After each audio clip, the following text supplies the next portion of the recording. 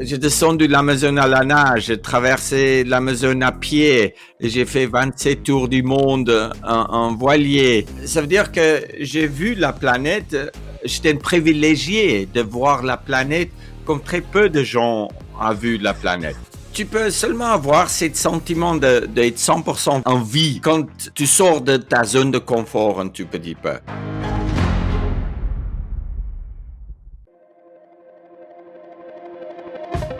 Bienvenue sur Les Frappés, le podcast sur le dépassement de soi et l'aventure. Je suis Loïc Blanchard, entrepreneur, coach et préparateur mental certifié. J'ai été pendant plusieurs années sportif de haut niveau en judo avant de quitter les tatamis pour me consacrer à des sports de plein air comme le triathlon ou partir m'évader sur des treks engagés. Récemment, je suis devenu finisher de la PTL, un ultra-trail de 340 km autour du Mont Blanc organisé par l'UTMB. Depuis la création des Frappés en 2020, j'ai deux objectifs. Le premier, c'est de vous faire découvrir des univers fascinants qui font rêver. Avec mes invités, on ira naviguer sur toutes les mers du monde. On participera à des expéditions dans les régions polaires ou en Himalaya. On découvrira l'envers du décor de l'entrepreneuriat et du sport de haut niveau et on partira en mission avec des membres des forces spéciales. Le deuxième, c'est de vous aider à croire en vos propres rêves et à passer à l'action grâce au partage de ces invités exceptionnels. On sous-estime largement ce dont on est capable physiquement ou mentalement et je suis convaincu qu'une petite conversation peut déboucher sur de grands changements. On a en moyenne 4000 semaines à vivre sur Terre, alors autant les vivre à fond. Pour ce 100e épisode, je suis très honoré de pouvoir accueillir l'un des plus grands explorateurs de notre époque, Mike Horn. Pour beaucoup d'entre nous, Mike, c'est cet aventurier hors du commun avec lequel on a grandi. Je n'avais même pas 10 ans lorsqu'il a bouclé sa première grande expédition, la traversée en solitaire du continent sud-américain et la descente de l'Amazone. 20 ans plus tard, il continue de nous faire rêver et de nous montrer qu'avec une discipline de fer et une préparation millimétrée, l'impossible est possible. En 2019, il réalise avec Borghi Ousland la première traversée complète de l'océan Arctique par le pôle Nord. Dans cet échange, Mike nous parle de sa future expédition, What's Left, un projet de 4 ans autour du monde. Il nous rappelle également l'importance de sortir de sa zone de confort et d'apprendre à rebondir face aux difficultés de la vie. Un immense merci à Mike et à Annika pour avoir permis cette rencontre.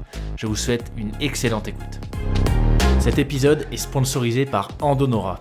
Andonora, c'est un super concept sportif innovant créé par Lilian Doza de l'épisode 49 qui a traversé l'Atlantique à la rame en 47 jours et Teddy Palassi des épisodes 31 et 81 qui est un ex-commando marine.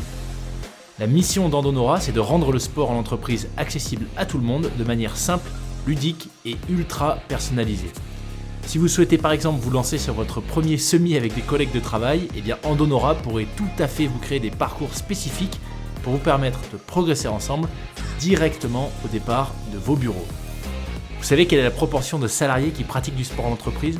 Moins de 1 sur 5. Ce qui est fou, c'est que 80% s'y mettraient si leur entreprise leur proposait des solutions comme Andonora. Et ce n'est pas vous que je vais essayer de convaincre, vous le savez, le sport, c'est la vie. Alors si vous pensez qu'Andonora pourrait intéresser votre entreprise, n'hésitez pas à en parler et à visiter leur site internet andonora.com, c'est endonora.com, andonora.com. Allez, écoute, je lance l'enregistrement tout de suite. Tu m'entends toujours correctement, Mike ? Loïc, 5 sur 5. Excellent. Écoute, bienvenue sur le podcast.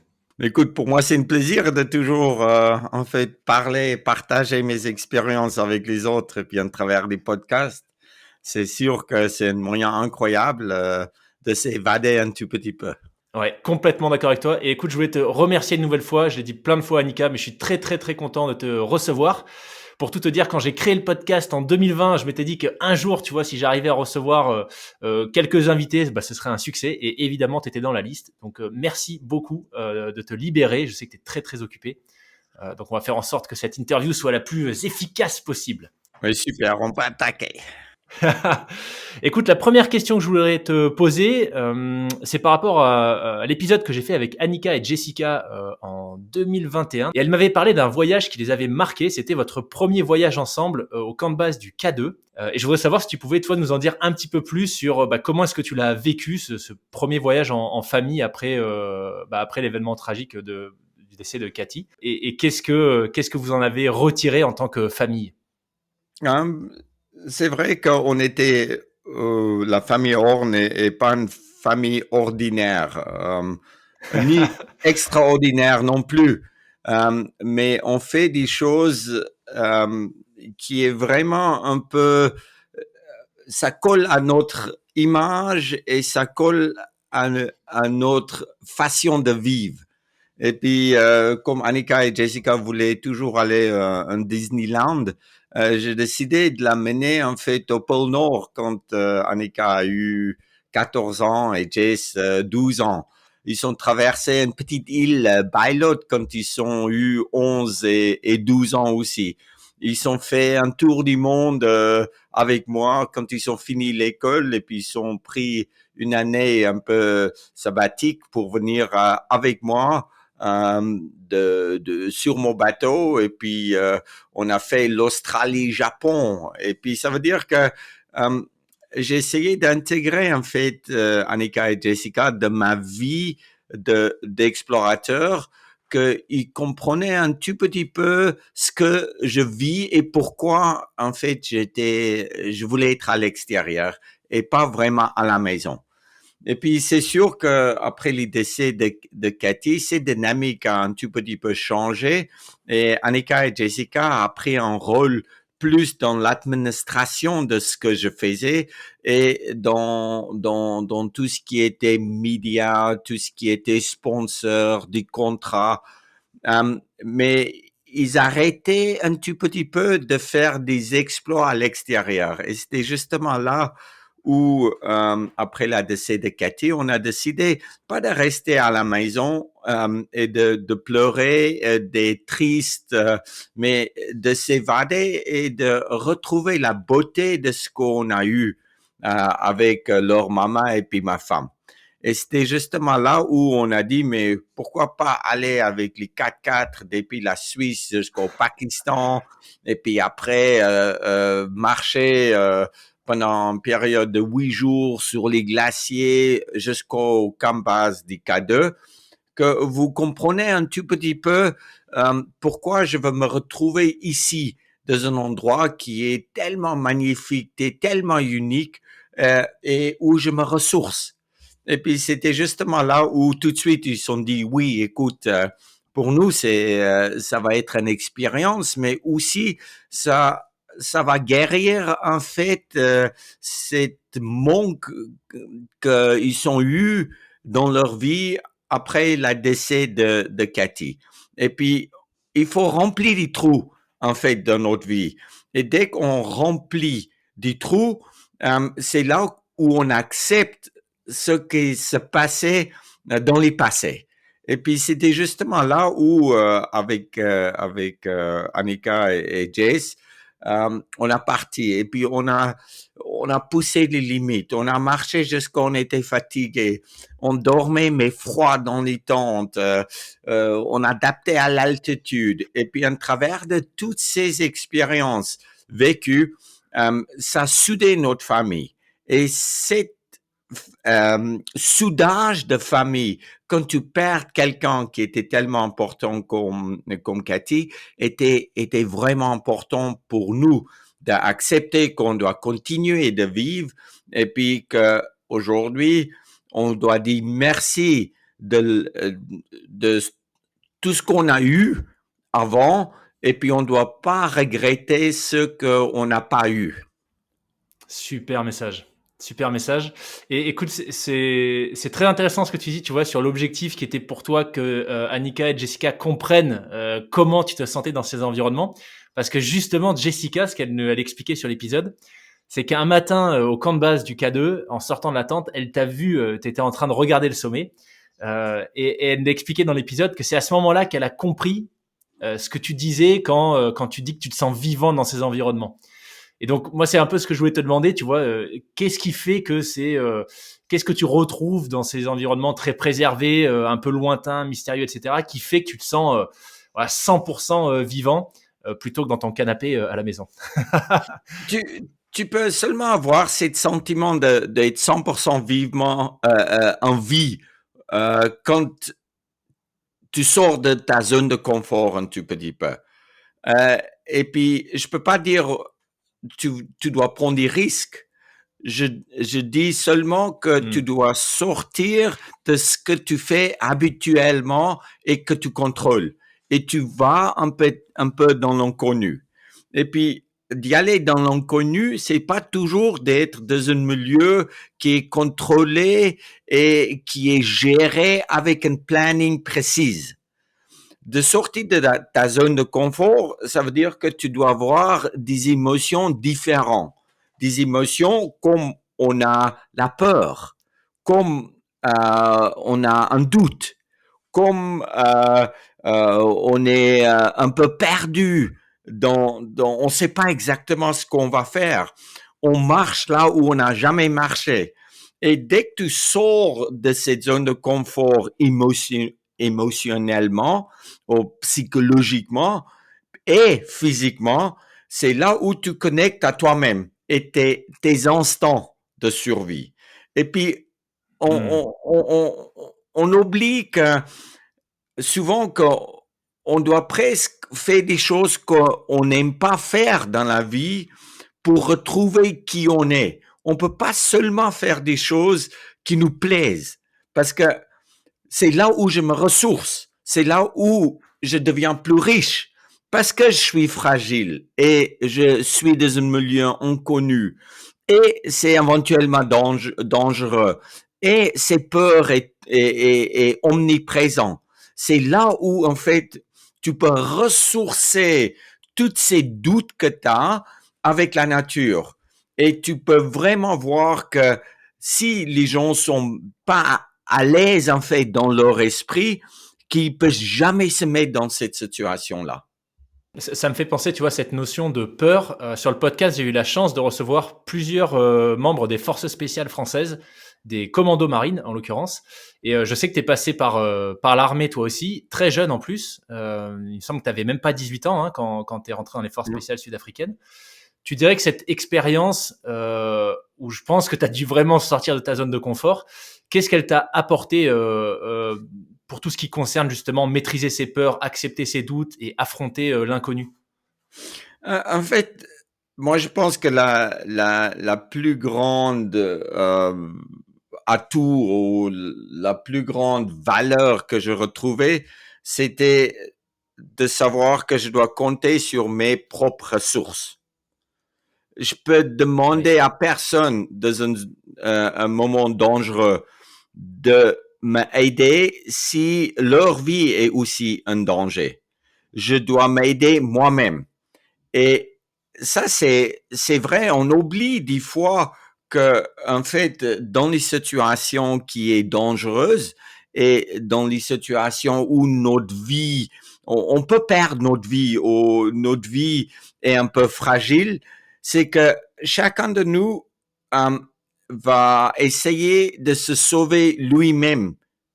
Et puis, quand il a la capacité de sauver lui-même, il va essayer de sauver les autres. Mais les autres qui fait partie de sa famille, où il a une connexion d'amour et tout ça. Et puis, à 18 ans et à 19 ans, j'ai vu la différence entre la vie et la mort. Et puis, je l'acceptais aussi. Parce que dès qu'on part pour faire quelque chose par obligation et on n'a pas un choix, soit on peut révolter ou soit on peut accepter. Mais les moments que tu acceptes, c'est les moments où ça va mieux passer. Parce que tu acceptes là où tu es et quand tu acceptes où tu es, tu vas tout faire pour que toi-même, tu peux t'en sortir dans les meilleures conditions. Et puis, c'est justement là où j'ai pris d'avoir un mental en croyant que en face de moi, j'ai quelqu'un. Mais si moi, je suis un tout petit peu plus fort que lui, je veux survivre. Et puis, c'est pas un Dieu qui est en face de moi. C'est pas une énorme montagne que je peux pas gravir. C'est quelqu'un comme moi. Et puis, si je fais un tout petit peu plus, c'est là où je peux rester vivant. Et puis, c'était ça à la base de ce que j'ai appris qui m'a aidé de surpasser mes expéditions dans le futur. Je dis pas que la guerre est bon. Je dis pas qu'on a gagné la guerre. Tout le monde perd la guerre. Mais moi, je m'enrichissais avec la savoir-faire et la connaissance de la vie, mais la vraie vie, très jeune. Pour en revenir, tu vois, à cette notion de doute, de peur, est-ce qu'il y a, donc t'expliquais que voilà, ça t'a appris, cette expérience à apprivoiser tout ça, mais est-ce qu'il y a aujourd'hui des expéditions ou des défis que t'as pas encore réalisés, que t'as imaginé mais que t'as pas encore réalisé parce que le facteur peur ou doute est trop important? La peur, il existe pas vraiment dans la phase de planification, parce que c'est pas du vécu. Même si tu veux faire quelque chose qui a jamais été fait par avant, l'idée te faire peur, mais t'as pas la même peur quand tu es sur la glace et la glace casse et tu tombes dans l'eau. Ça, c'est un peur qui est ressenti par tes sens, par les sens de, ouais, il fait froid dans l'eau. Ah, là, je suis mouillé. Oh merde, là, maintenant, je m'en sors pas. Ça, c'est différent que la peur qu'on vit quand on planifie, quand on planifie ce qu'on veut faire. Ça veut dire que dans la phase de planification d'une expédition, tu as plutôt une question qui sort souvent, et ces questions, c'est est-ce que je suis vraiment capable de le faire? Et puis, ça, c'est une question qui est posée, mais que tu te poses à toi-même. Et c'est posé dans la calme. C'est posé avec une réflexion. C'est posé avec, ces questions est posée quand on est dans un confort. Et là, en fait, tu engages tous les aspects psychologiques. Quand tu te poses, si tu vas rester vivant quand un ours attaque, tu commences d'imaginer ce qui se passe quand un ours attaque. Et là, tu as peur. Là, tu vois en fait tes émotions. Qu'est-ce que je dois faire pour éliminer ces peurs et de réagir, mais constructivement? Et c'est justement là où on commence de gérer la peur qu'on retrouve après un réel sur la glace. Ça veut dire que quand les gens parlent de la préparation mentale, ça c'est en fait la process que je suis. C'est un planifier mes expéditions. Je me mets psychologiquement dans une situation où je ressentis les mêmes sensations que je veux ressentir en réel.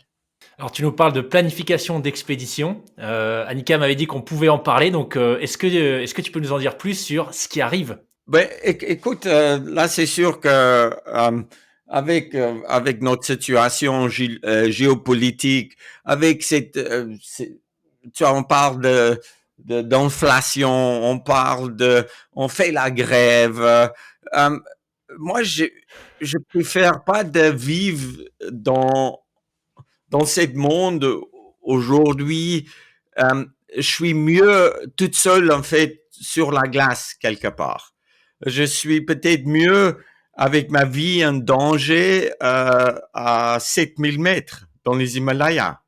Et c'est justement là où je me retrouve, euh, où je suis bien.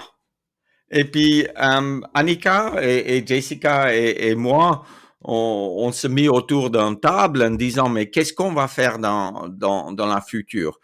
Est-ce que l'exploration, c'est fini pour quelqu'un comme moi qui arrive à 57 ans?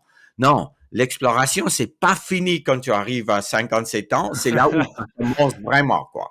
C'est là où on a encore beaucoup d'énergie et on peut encore vivre comme on a vécu à 35 ans, mais peut-être pas à la même vitesse. Ça veut dire qu'on doit prendre un tout petit peu plus de temps. Et là, je pars pour une expédition qui s'appelle en anglais What's Left. La traduction, je sais pas exactement ce que ça veut dire, mais c'est ce qui reste encore. Ce qui reste à faire pour moi, une exploration, ce qui reste encore aujourd'hui que j'ai vu il y a 30 ans, où on peut faire les comparaisons en réel sur des changements qu'on a vus en fait sur nos terres et en fait ce qui reste encore de la beauté de notre planète, qui donne l'espoir pour les jeunes.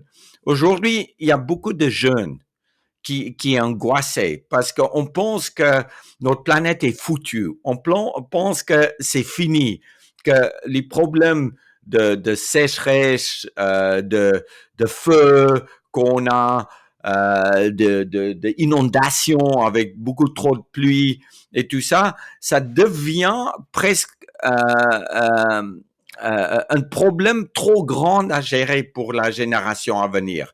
Ça veut dire que ils sont un peu angoissés. Et à travers de cette expédition, je veux donner l'espoir aux jeunes de dire que si on décarbonise un tout petit peu, si on vit de une manière un tout petit peu plus durable, on peut avoir l'espoir. Et puis, il faut plutôt travailler sur l'espoir que de travailler sur une idée que tout est foutu et fini. Tout n'est pas foutu et fini. Et c'est justement là où, au mois de mars, fin mars, avril, on part pour cette expédition qui va durer presque 4 ans autour du monde, où je vais aller visiter tous les endroits où j'ai été, faire encore des expéditions au nord de Groenland, dans l'Amazone, à 8000 mètres, en Antarctique, en Patagonie, et tout ça, parce que accumulé, j'ai eu tellement d'expérience aujourd'hui que ça doit me servir à quelque chose. Et si ça peut m'aider de communiquer un message très positif qui donne l'espoir aux jeunes, c'est justement là où, en fait, ma mission comme un aventurier ou comme un explorateur est accomplie dans une vie. Et puis, comme on a seulement 30 000 jours à vivre dans une vie jusqu'à 82 ans, pour moi, il reste encore 10 000 jours et puis j'aimerais bien faire encore quelque chose. Excellent. Le K2, c'est toujours sur ta liste? Ça restera sur ma liste. Hein. C'est toujours, ouais, quoi, c'est toujours un petit épine que je retrouve de mes pieds. Puis c'est sûr que il faut y aller, mais ça a tellement changé aussi maintenant. En fait, autour de 8000 mètres, toutes les expéditions commerciales, les gens qui payent énormément d'argent, qui mettent les cordes fixes, qui prennent l'oxygène. Je dis, c'est super qu'ils font ça parce que les gens sortent de chez eux et puis ils se retrouvent en fait dans la montagne. Mais ça rentre en fait la manière que nous on grimpe sans oxygène extrêmement dangereuse parce que il y a trop de gens et en fait quand je parle il y a trop de gens c'est normalement sur Everest hein, c'est pas vraiment il y a pas énormément de gens sur K2 mais en fait quand t'as un problème et tu peux plus rester vivant parce que tu as passé trop de temps sans oxygène à 8000 mètres et tu es prise dans un bouchon, tu t'en sors pas. Et il faut aujourd'hui regarder peut-être les autres faces à grimper, les autres routes à établir. Et puis, c'est sûr que les K2, de faire une autre route qu'on n'a jamais fait par avant, pour moi, c'est vraiment la manière de le faire. Excellent. Ouais, c'est vrai que ça me fait penser, tu vois, j'ai vu il y a pas longtemps 14 Peaks de Nims. Ouais. Et forcément, il y a cette photo qu'il a prise pas très loin du sommet où on voit une file. Il doit y avoir, je sais pas, peut-être 70 personnes sur la photo. Ouais, facilement, ouais. C'est vrai que ça fait se poser des questions sur déjà ouais, l'aspect sécurité, l'aspect commercial. J'imagine que toi, tu as dû voir ça changer, pas seulement sur le K2, mais peut-être un peu partout dans l'univers des expéditions. Est-ce que tu dirais qu'il y a de plus en plus d'aventuriers, d'explorateurs qui font des choses qui avant étaient peut-être très osées ou inaccessibles?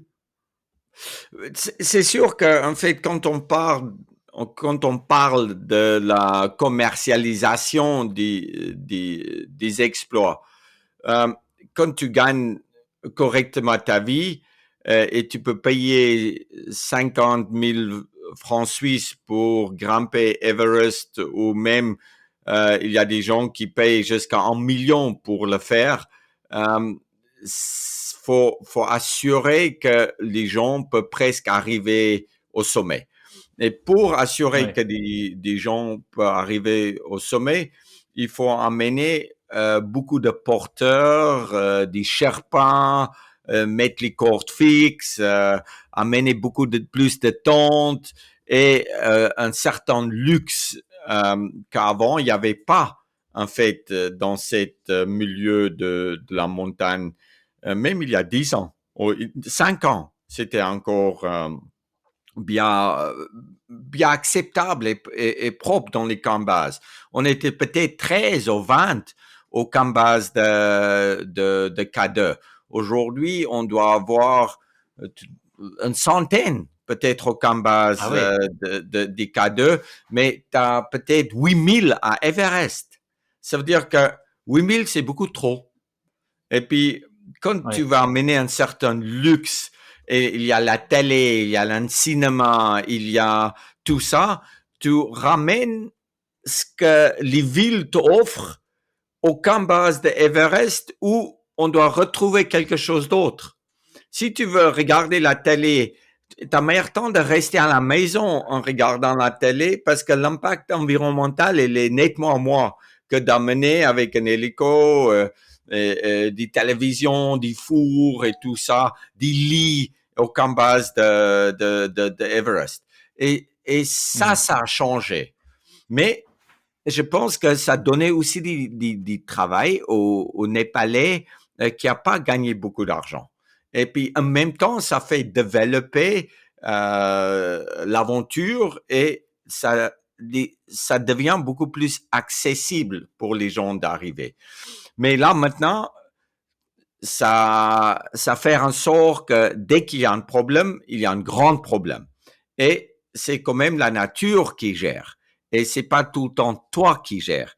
C'est pour ça on va voir dans la future peut-être de plus en plus d'accidents, mais où on va avoir beaucoup plus de gens qui meurent qu'avant. Parce que quand il y avait avant 10 personnes qui grimpent, aujourd'hui il y a 10 000. Et puis quand tu prends des chiffres, c'est sûr que si tu perds 10%, et de 10%, tu as 100 personnes qui peuvent mourir. Et puis, c'est justement là où, en fait, ça attire la presse. Et quand la presse parle de ça, ça devient excitant pour les gens de dire « Ah ouais, je veux faire quelque chose où il y a un risque ».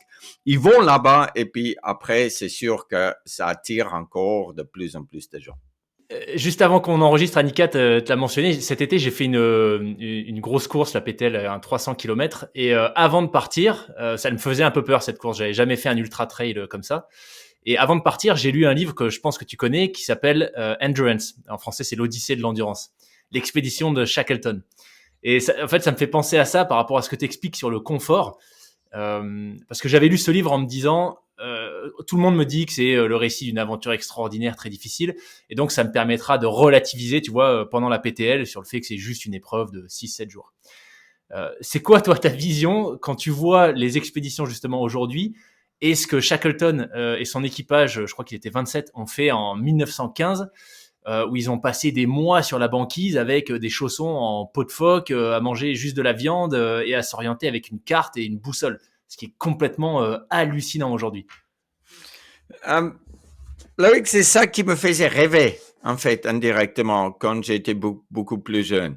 Et puis, c'est ça qui me fait rêver aujourd'hui, toujours, parce que, en fait, à l'époque, quand Shackleton, Scott, Edmundson, Nansen, Stanley, tous les grands explorateurs, Vasco de Gama, Bartholomew Diaz, les gars, Paul-Émile Victor, et tout ça, et ils faisaient à l'époque, tu vois, on était, on, on était pas aussi sûr qu'on va rentrer.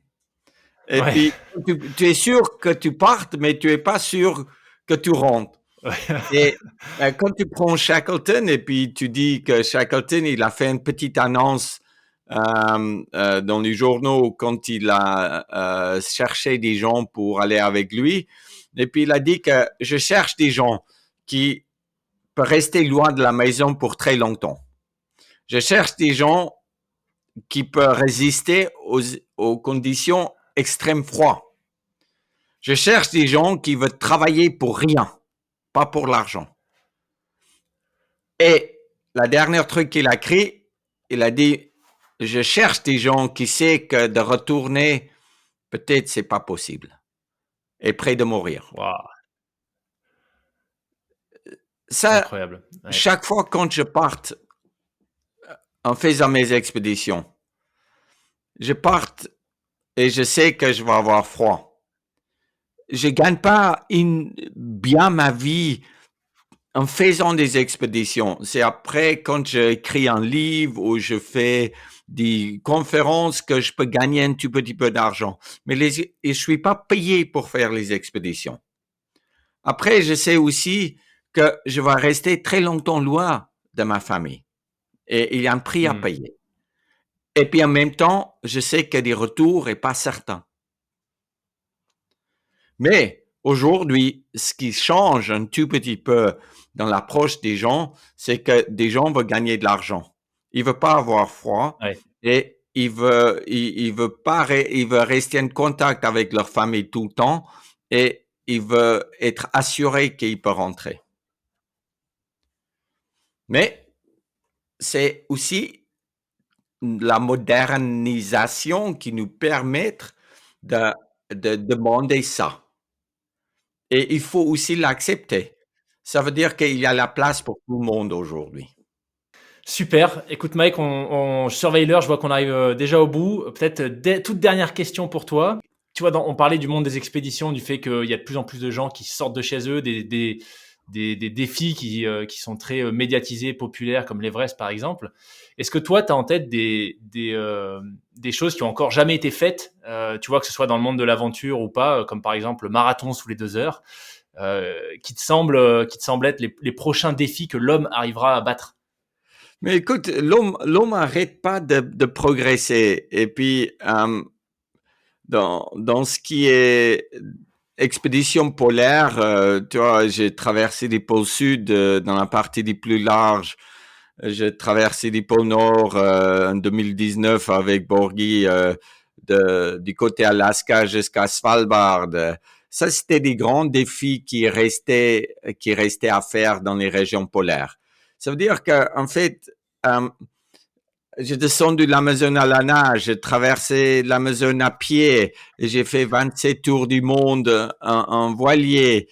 Ça veut dire que j'ai vu la planète, j'étais un privilégié de voir la planète comme très peu de gens ont vu la planète. Et pour moi, le défi aujourd'hui, ça a changé un peu la direction. Et je veux plus faire des expéditions pour aller voir comment est la jungle au milieu où personne n'a jamais été. Parce que j'ai vu ça. Et là, c'est plutôt comment on va faire pour conserver notre planète pour la future. Ça veut dire que mon terrain de jeu, qui est notre planète, je veux préserver. Je veux diminuer les émissions carbone. Et j'ai commencé une start-up en hydrogène qu'aujourd'hui peut devenir plus grand que Tesla, où on va changer la mobilité dans le futur. Et ça, c'est dans 18 mois. On a commencé un petit programme de recherche sur une pile à combustible qu'aujourd'hui, on dit pile à combustible en hydrogène qui est des plus performantes qu'on trouve au monde. Et on va commencer de changer des camions, des bus, des trains, des voitures, des pelleteuses, comment on génère l'énergie. Et puis aujourd'hui, on peut utiliser de l'eau comme source d'énergie et plus du fuel avec une telle émission de carbone qu'en fait, on détruit notre planète. Ça, c'est une de notre missions. La deuxième mission que j'ai aussi, c'est de donner une opportunité aux jeunes de participer sur des projets qu'on peut réaliser pour conserver notre planète. Et puis, on a commencé un projet qui s'appelle Pangaea X. Et c'est un projet qui a eu beaucoup de succès l'année passée et qu'on va continuer cette année. Et puis après, il faut que je travaille avec les grands joueurs des industriels, de l'industrie qui va essayer de diminuer leurs émissions de carbone et où ils sont un peu perdus parce que ils savent qu'ils doivent continuer de faire leur commerce parce qu'il y a 60 000 personnes engagées et il ne peut pas juste changer un jour à l'autre. Ça veut dire qu'il faut l'aider dans la transition des choses. Et puis, c'est là où on se retrouve aussi en présent. Et puis, après, il faut que moi, je continue de faire mes petites expéditions parce que c'est ça qui m'inspire, c'est ça qui me ressource. Ouais. Et en même temps, ouvrir en fait l'expédition à la génération plus jeune qui peut aussi venir voir un peu comme j'ai amené Annika et Jessica au K2, au pôle Nord, en Groenland, dans l'Amazone, autour du monde en bateau. Que aussi la génération qui peut pas le faire aujourd'hui peut avoir l'accès à ce que je fais. Et c'est ça, en fait, le but de notre expédition What's Left, de vraiment voir comment notre planète a changé, comment on doit faire pour le conserver et inspirer la jeunesse qui doit prendre la relais. Génial. Génial. Écoute, super. What's Left. J'imagine que vous allez avoir un site ou un compte où on peut suivre l'expédition. Exactement. Ça veut dire qu'en fait, on travaille toujours sur notre réseau de communication qui est naturellement en fait notre site, des podcasts. Annika est en train de préparer une série de documentaires et que on veut. Si des gens pensent que la Web 3 et puis tout ce qui est métaverse va exister, on doit être présent là, dans cette métaverse où des gens peuvent voyager depuis chez eux avec moi dans les conditions qui est inconnues et qui le font peur avec moi, que je peux l'accompagner dans la métaverse où il peut aussi avoir une idée comment c'est vraiment sur les terrains. Et puis après, c'est sûr que d'amener aussi la jeunesse avec moi qui veut vraiment faire un change dans la manière qu'on conserve notre planète, on va ouvrir les portes pour ça aussi. Ça veut dire que ça, c'est la dernière grande expédition. Et puis, quand je rentre, je dois avoir plus que 60 ans. Et puis après, on va encore inventer quelque chose d'autre. Mais écoute, un grand merci Mike. C'était génial de pouvoir échanger avec toi. Excellente conférence et puis très bonne préparation pour What's Left alors. Merci beaucoup Loïc, avec plaisir. Ciao, ciao. Merci d'avoir écouté l'épisode dans son intégralité. J'espère que vous avez pris autant de plaisir que ce que j'en ai eu à l'enregistrer. Si vous avez des feedbacks, vous pouvez me contacter sur le compte Instagram du podcast, lesfrappés.podcast ou par email à hello@lesfrappés.com. Je fais mon maximum pour que vous viviez de super expériences audio avec mes invités. Chaque épisode demande beaucoup de temps et d'énergie. Si vous appréciez mon travail, la meilleure façon de me soutenir, c'est de partager cet épisode à au moins 3 personnes qui aiment se dépasser. Si vous écoutez le podcast sur Apple Podcast ou Spotify, prenez quelques secondes de votre temps maintenant pour m'y laisser une note 5 étoiles et un commentaire. Merci beaucoup pour votre fidélité, à la semaine prochaine pour un nouvel invité.